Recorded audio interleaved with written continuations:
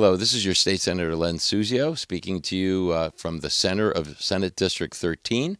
I'm in Meriden right now, and this is part of a series of interviews I'm conducting with interesting people in the district.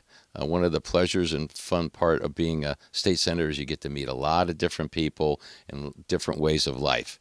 And today we're going to be meeting with a couple of entrepreneurs who have started up and have been running a retail store here in Meriden on Broad Street. Meeting today with Todd and Kathy Gentes, and they have a business, Pine Valley General Store, here on Broad Street in Meriden. I'm going to ask them a few questions about themselves and their history here in Meriden and in the retail location. So welcome to today's show, Todd and Kath. So tell us, first of all, when did you start the store? It's, how many years ago? 4 years. 4 years this week. Wow, this is like the anniversary. This is good timing. All right. And when you conceived of the store, it wasn't just an idea of selling something retail. You must have had some concept that was going to make you a little different from other retail stores. So what is it that makes you different? Yeah, you're right. It was to be a small, if you would, mini department store on the fly. Mm-hmm. You could come in, you could get something quick. If you look around, there's a diversified amount of stuff, and it was to save people time. Unique. A unique, yeah, that's it too. Collection of items and we called it a general store because we could put literally anything in here and it would fit. It could be, like one of our Himalayan salt lamps that we're probably best known for, to a used lawnmower that's been refurbished. Anything could go in a general store. That's true. It's like the old-fashioned general store that used to be 100 years ago, basically. Now, hoping it gave people a fond feeling, to think of that. So tell me, though, there's a little history that preceded this because you were in the trades before this, Todd. Why don't you tell the audience just a brief history and what led you to the idea of getting in the retail business and leaving the trades? Well, in times in life, you got to make changes, and my vision was starting to fail me badly, and I had to give up my driver's license. And you were in construction. I was in construction as carpentry, and I did a lot of additions and roofs and kitchens and baths and all the stuff that is very eye demanding. And but what really hurt it was giving up my license. How did you hear about Besby? From my brother, I believe. And then I hooked up with a counselor there. Her name was Camelia. Camille, yeah. Mm-hmm. What is it? Just Camille. And she was very inspiring. She was totally blind. Mm-hmm. I've always liked being around people and dealing and helping people. I love helping people, but that end of it for me right now is not possible anymore. To mingle around in the store when my vision is could get dangerous.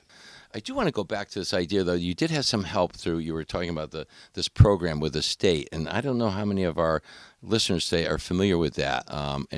So maybe we should just go into that a little bit more. Apparently that was a genesis, and they were a big help to you. And you mentioned Board of Ed. Is that the local Board of Ed here in Meriden was participating, or is that the State Board of Ed, or what was it? Board of Education of Services for the Blind. Mm-hmm. So it's, I don't know how it's related to the actual Board of Education, but the tools that were granted to him, well, you can explain. Well, they will. They will. You can go to school. They'll assist you with learning something and training you up in something. Mm-hmm. They also have a program for like inside the courthouses and inside certain places. They have the vending and the food service. The vending and food service end of it. Mm-hmm. If you ever are in there, you'll notice some of those people are visually impaired, some seriously so, as I am. And, even seeing the money can be, I may have to go up and down with my hand and focus a little bit. But, so they'll teach you, school you. And if you got what it takes and you've got the background and a little experience in retail, they'll even help you out in that area. Now, did they teach you things like how to plan cash flow and manage the finances of the business, or what did they focus on when they were teaching you about running a business? Well, that's why I say you got to know. I was already in business. I ran a construction business for like 8 years, and the paper stuff and payroll, all that stuff was familiar to me, so I didn't need any schooling in that area. But if you did, they could and would. Mm-hmm. But to get the business end of the deal and get assistance there, it's something if you don't have any background at all, you have to get the training first.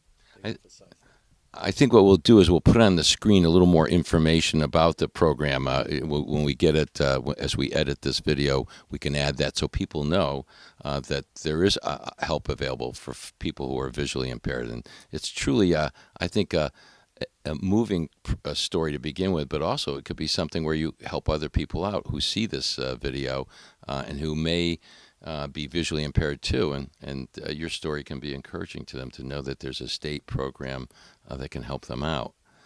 But I want to say that I've always been inspired by people who aren't entrepreneurs like I've been, because it does take a certain rugged independence about things, and you can't be afraid of failing. You've got to. It's every day is a new challenge, and I just want to wish you folks the best. Thank you. And encourage you to, there's going to be the highs and the lows, and you just got to slog through the lows, and over time, if you're good at what you do, you will succeed. And it does take a while. It does take patience and persistence. So I want to encourage you. Yes. Capital. Oh, yes. Sweat equity is what we call it in banking. When you don't have the money, you just work and work and work for nothing sometimes.